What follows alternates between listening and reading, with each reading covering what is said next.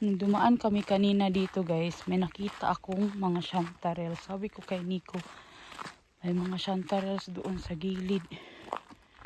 Ay, hindi ko na nakita. Saan na ba yung banda? Dito yun banda. Saan na ba yun?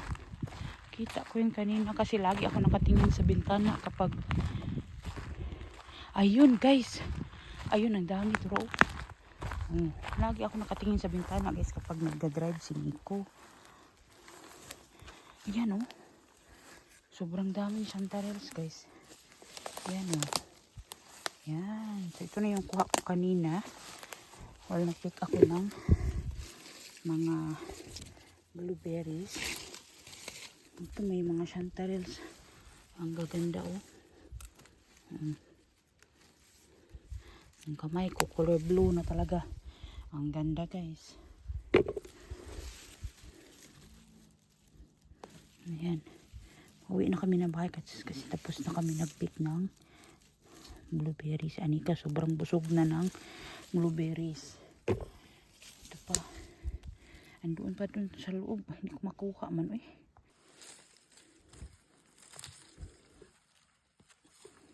Ayan. Maliliit pa pero kunin na natin kay mag-dry sila. Yung iba nga dito nag-dry na guys.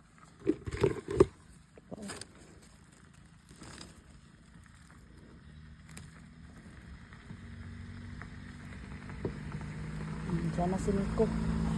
Reverse lang kasi sila. Uy, iniwan na ako. Hala. Hala, iniwan ako guys. Huwag niyo ko iwan, my goodness.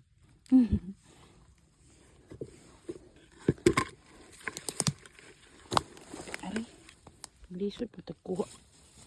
Dami kasing stick dito. Kasi yung mga stick na pinutol ba?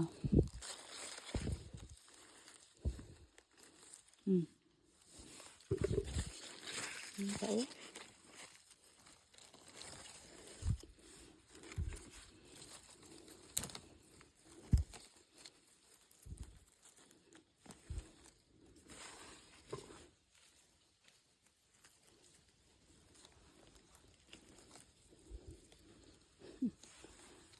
Guwapa.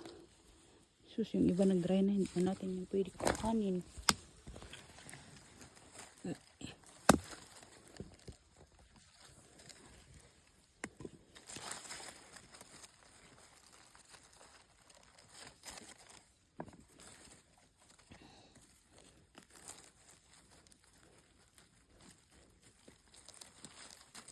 Kahit short video lang ito guys, i-post ko to today. Agad-agad.